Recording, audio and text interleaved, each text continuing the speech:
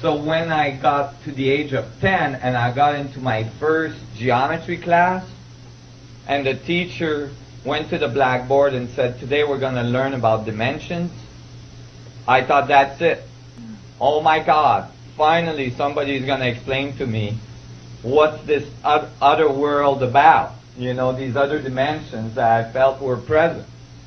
I got really excited. I was like, oh my God, finally an adult that's going to talk about something real, you know, and something that makes sense to me. So the teacher started the lesson, and I got really, really disappointed. He didn't tell me anything about the dimensions that I was experiencing earlier on in my life.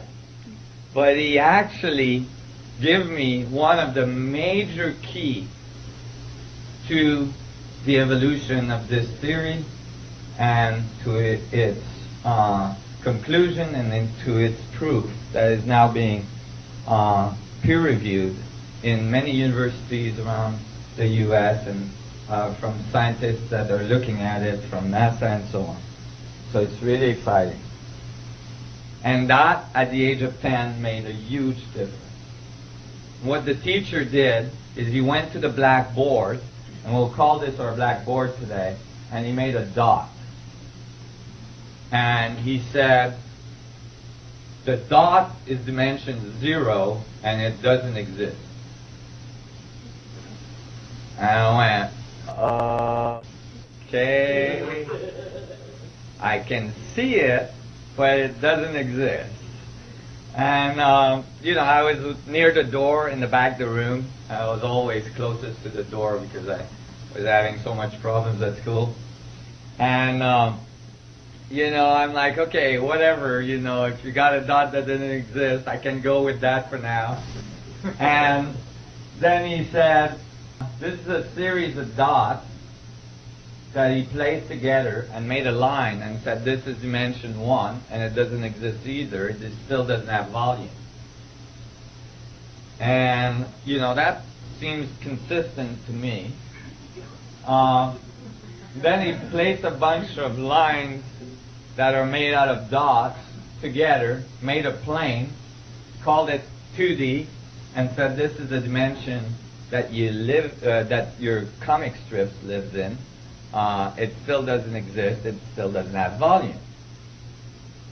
Well, until then, although, you know, it was kind of a bizarre approach, it was consistent. But then he did something that seemed like a miracle. He grabbed 6 of these planes and put them together on the blackboard, made a cube, and said, this is dimension 3, 3D, that one you exist in. And I was in the back of the room, and I'm like, oh my God, how can that be? And I could tell that all the other kids in the room were like, huh? You know, but nobody was saying anything. I wasn't about to put my hand up because I knew the next thing that was going to happen is the door was going to get open and I was going to get kicked out again. So I didn't want to do that. So I didn't say anything, but it didn't make sense because it's like that was a mystery cube. Because if you have a dot that doesn't exist, that makes a line that doesn't exist, that makes a plane that doesn't exist. You slap 6 non-existing planes together, you don't get existence. All you get is non-existence to the 4th. Okay? It's got nothing to do with existence. You just have got a bunch of non-existing dots together, so nothing exists. And that was not logical. I have a tendency to be an extremely logical human being. And it turns out that Buckminster Fuller, I found out later, had the same problem at school. He wrote about it in his book. And he didn't understand how this worked neither, and he didn't thought it was correct. And actually, through my research, I found that this is an ancient riddle. It's mentioned in ancient manuscripts that are from the Middle East and so on, and there is all sorts of treaties about this problem, although this problem is the foundation of our understanding of physics and dimensions. And all of our knowledge is actually based on it. And it creates a lot of problems.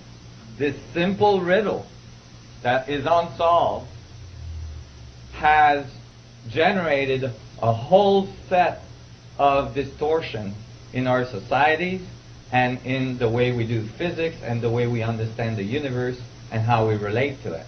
And we're going to see that today. We're going to see this error just come back and bite us in the butt every time we come around the corner.